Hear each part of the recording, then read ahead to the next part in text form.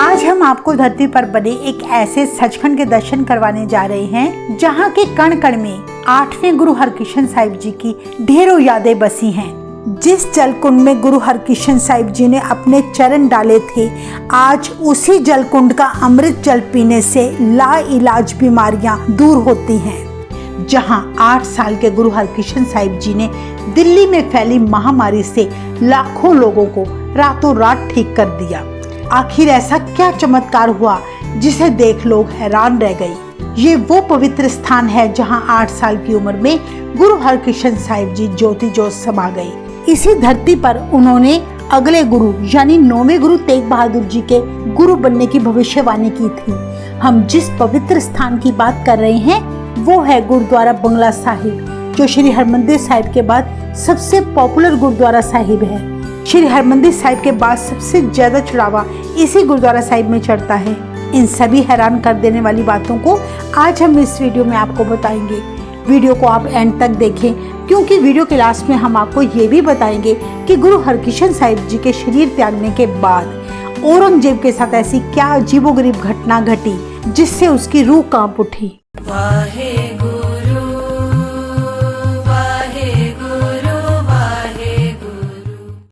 गुरुद्वारा बंगला साहिब सिखों का एक महान धार्मिक स्थान है जो दिल्ली के कनॉट प्लेस में है। इस गुरुद्वारा साहिब का संबंध सिखों के 8वें गुरु श्री गुरु हरकृष्ण साहिब जी से है। सन 1664 में गुरु हरकृष्ण जी अपनी दिल्ली यात्रा के समय इस स्थान पर आकर ठहरे थे, जो पहले राजा जयसिंह का बंगला हुआ करता था। गुरु हरकृष्ण साहिब जी जब इस स्थान पर आए तब उनकी उम्र केवल 8 साल की थी।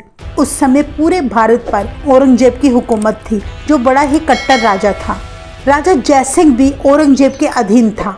सारे भारत को औरंगजेब ने गुलाम बनाया हुआ था, पर पंजाब को वे चाह कर भी अपने कंट्रोल में ना ला सका। उस समय पंजाब के किरतपुर शहर में 8वें गुरु हरकृष्ण साहिब जी गुरुगद्दी पर विराजमान थे। केवल 5 वर्ष की उम्र में वे गुरु बने, जो सभी 10 गुरुओं में से सबसे छोटी उम्र के गुरु कहलाए। इसीलिए लोग उन्हें बाला प्रीतम के नाम से भी जानते हैं। गुरु हरकृष्ण साहिब जी देखने में बड़े ही सुंदर और मनमोहक थे। जो भी उन्हें एक बार देखता वह उन्हें बार बार देखने के लिए उतावला रहता। इतनी छोटी उम्र में समझदारी और ब्रह्म ज्ञानियों जैसी बातें सुनकर हर कोई उनकी जय जयकार करने लगा। गुरु हरकृष्ण साहिब जी ने पिछले 7 गुरुओं की तरह सभी धर्मों के लोगों को एक प्रभु के साथ जोड़ा। कभी किसी धर्म के लोगों से भेदभाव नहीं किया, बल्कि गुरु जी अपने गुरु पिता यानी 7वें गुरु हरराय जी के बनाए आयुर्वेदिक दवा खाने में लोगों की लाइलाज बीमारियों का भी मुफ्त इलाज किया करते थे। वे अपनी कृपा दृष्टि से ही कोड़ियों का कोड़ दूर कर देते। इसीलिए हिंदू मुस्लिम धर्म के लोग गुरु जी का बड़ा सत्कार करते थे और दिन ब दिन बाला प्रीतम जी की महिमा दूर दूर तक फैलती गई। ऐसी खबर जब दिल्ली में बैठे औरंगजेब को मिली तो उसने सोचा क्यों ना 5 वर्षीय बाल गुरु को बहला फुसलाकर अपने मुस्लिम धर्म में ले आऊं, जिससे सारा देश भी उन्हें देखकर मुस्लिम बन जाएगा। इससे पहले भी औरंगजेब गुरु हरकृष्ण साहिब जी के बड़े भाई बाबा राम राय जी को अपने अधीन कर चुका था। औरंगजेब को ये जानने में भी बड़ी उत्सुकता थी कि बाल गुरु हरकृष्ण साहिब जी में ऐसी कौन सी शक्तियां हैं जिसके कारण उनके पिता 7वें गुरु हरराय जी ने अपने बड़े पुत्र राम राय जी को देने की बजाय गुरुगद्दी छोटे पुत्र हरकृष्ण साहिब जी को सौंप दी।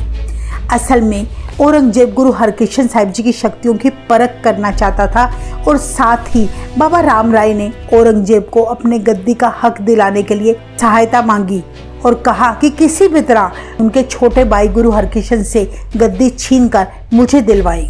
इस तरह बाबा राम राय की वजह से औरंगजेब को गुरु घर में दखल अंदाजी करने का बढ़िया मौका मिल गया। वो गुरु घर को अपने प्रभाव में लाकर पंजाब को अपने अधीन करना चाहता था।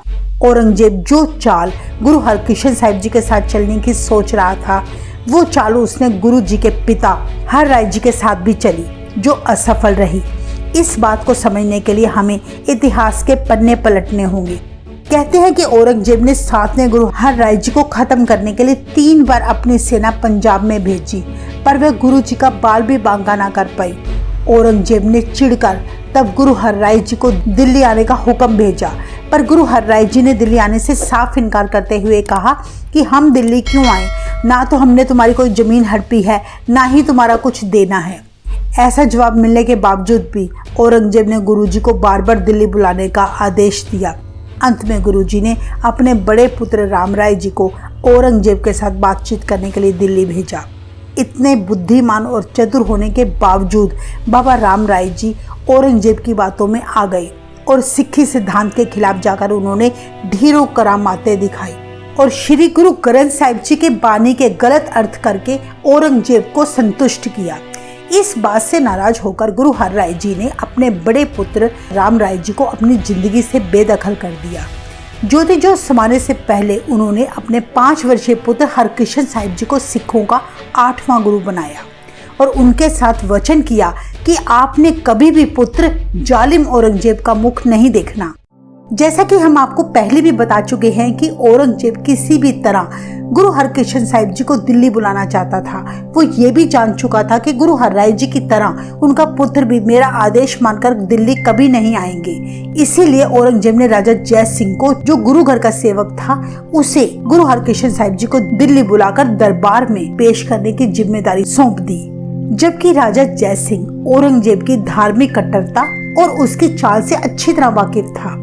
उसने गुरु हरकृष्ण साहिब जी को दिल्ली बुलाने से पहले औरंगजेब के साथ एक समझौता किया कि जब गुरु जी दिल्ली आएंगे तो वे मेरे मेहमान बनकर मेरे बंगले में रहेंगे। उसने औरंगजेब को कहा कि तुम्हारी तरफ से गुरु जी को कोई नुकसान नहीं पहुंचना चाहिए। औरंगजेब ने तब राजा जय सिंह की दोनों बातें मान ली और फिर राजा जय सिंह ने अपना खास दूत परशुराम को गुरु हरकृष्ण साहिब जी को दिल्ली लाने के लिए किरतपुर भेज दिया। जब परशुराम किरतपुर पहुंचे तो दिल्ली आने की खबर सुनते ही गुरु जी के सारे परिवार और संगतों में मायूसी छा गई, क्योंकि इतिहास गवाह है कि इससे पहले भी ऐसा हो चुका है जब मुगल हुकूमत ने गुरु अर्जन देव जी को लाहौर बुलाकर बिना किसी जुर्म के क्रूरता से शहीद करवाया।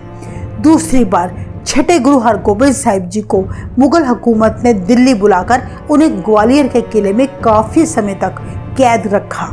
ये सब बातें सोचकर गुरु जी के परिवार व मुखी सिखों ने ये विचार किया कि गुरु जी को दिल्ली जाना चाहिए या नहीं, क्योंकि गुरु जी के दिल्ली जाने में बहुत खतरा था।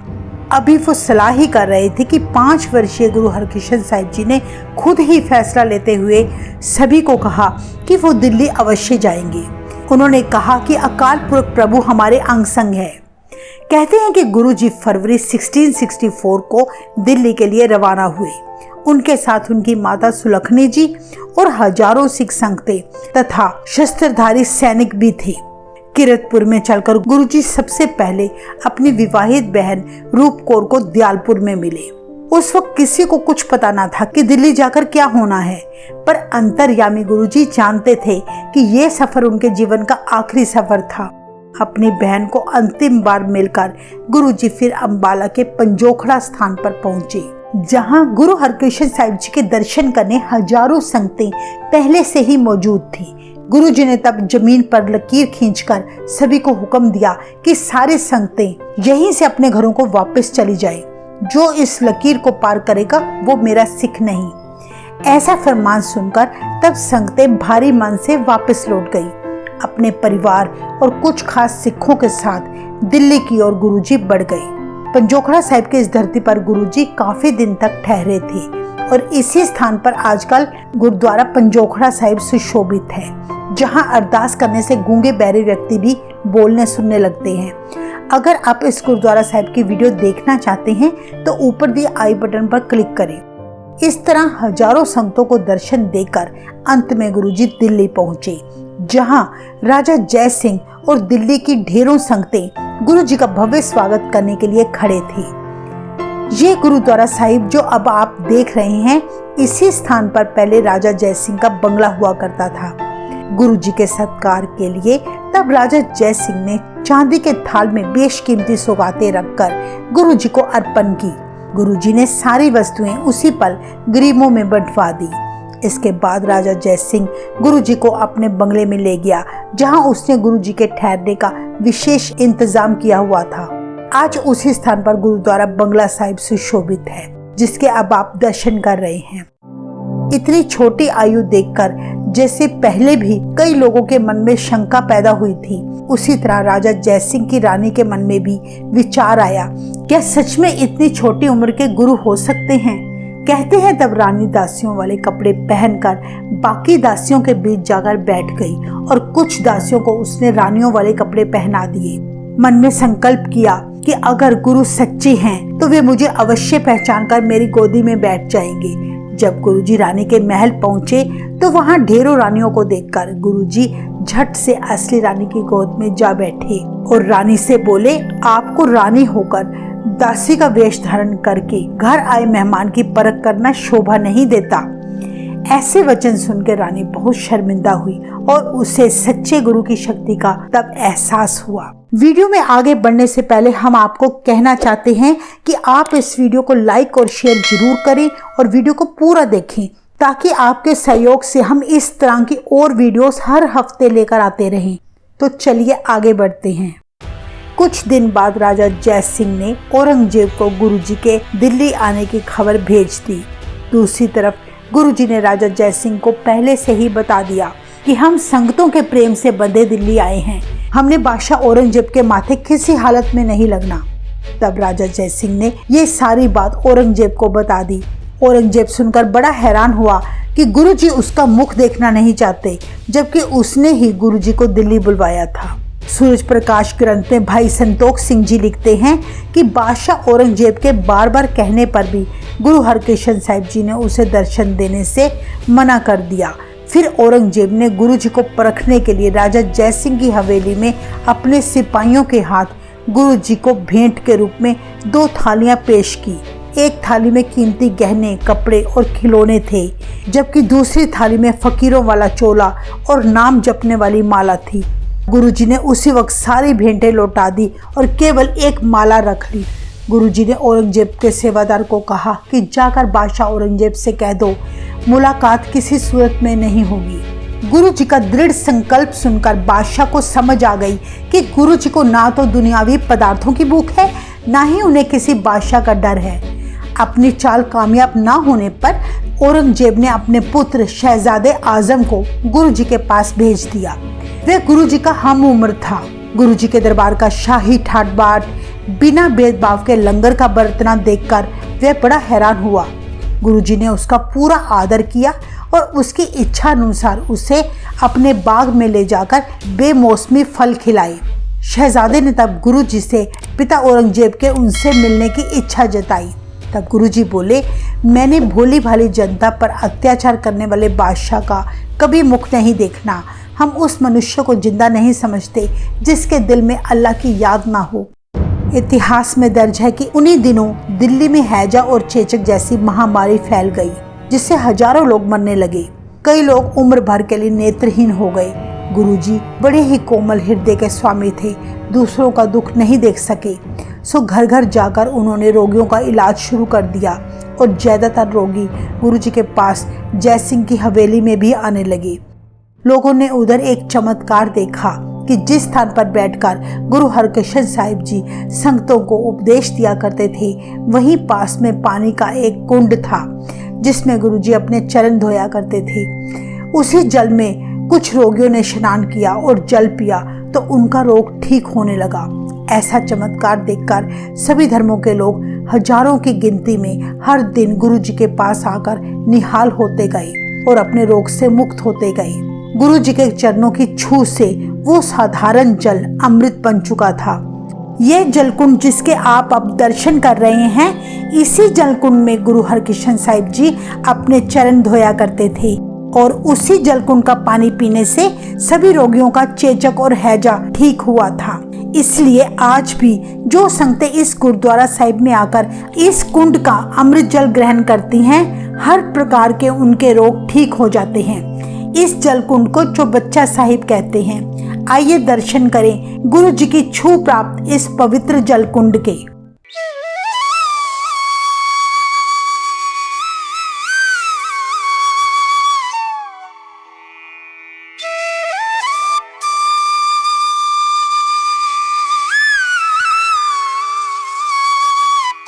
ये गुरु जी की ही बख्शीशें हैं कि इस गुरु घर में आज भी संगतें रोग मुक्त होकर गुरु जी की बख्शीशें प्राप्त करती हैं। जैसे जैसे दिल्ली में चेचक का रोग फैलता गया, गुरु जी ज्यादा समय रोगियों की सेवा में बिताने लगे। गुरु जी पुरानी दिल्ली की बस्तियों में घूम घूम कर लोगों को प्रभु भक्ति से जोड़ते और अपने घर के आसपास के इलाके को साफ सुथरा रखने की हिदायत दिया करते ताकि इस महामारी को फैलने से रोका जा सके। गुरु जी के सिखों ने गुरु जी से कई बार विनती की कि हे महाराज, आप हवेली छोड़कर बस्तियों में ना आया करें, इससे आप बीमार पड़ सकते हैं। गुरु जी ने कहा, अगर बच्चा बीमार हो तो माँ सुख से कैसे सो सकती है। यहाँ ध्यान देने वाली बात है कि औरंगजेब जो देश का राजा था, जो दिल्ली की राजगद्दी पर बैठा था, उसकी जिम्मेदारी थी कि वो जनता के दुखों को दूर करे, जनता को रोगों से बचाए, पर वो तो चेचक के डर से अपने महल से बाहर ही ना निकला। दूसरी तरफ 8 वर्षीय गुरु हरकिशन साहिब जी रोगियों की सेवा में दिन रात लगे रहे। आखिर वही हुआ जिसका डर था। 25 मार्च 1664 को गुरु हरकिशन साहिब जी को बड़ा तेज बुखार चढ़ा, जो 2 ही दिनों में चेचक का भयानक रूप धारण कर गया। गुरु जी अपनी बीमारी को देखते हुए तब राजा जयसिंह की हवेली को छोड़कर अपनी माताजी और सिखों के साथ यमुना किनारे एक तंबू बनाकर रहने लगे ताकि राजा को किसी तरह की परेशानी ना झेलनी पड़े। गुरु जी की हालत देखकर तब संगतें समझ गई कि गुरु जी से बिछड़ने का समय आ चुका है। 3 दिन तक गुरु जी बीमारी की इस हालत में भी संगतों को दर्शन देते रहे। 29 मार्च 1664 को गुरु जी की हालत ज्यादा नाजुक हो गई। ये देखकर सिख संगतें भावुक होकर गुरु जी से कहने लगी, हे महाराज, आप हमें किसके सहारे छोड़ के जा रहे हैं। गुरु नानक देव जी की गद्दी का वारिस अब कौन होगा, क्योंकि अभी भी बाबा धीरमल और बाबा रामराय जैसे नकली गुरु अपने आप को गुरु नानक देव जी की गद्दी का असली वारिस समझते हैं। कहीं वो इस स्थिति का फायदा ना उठा ले।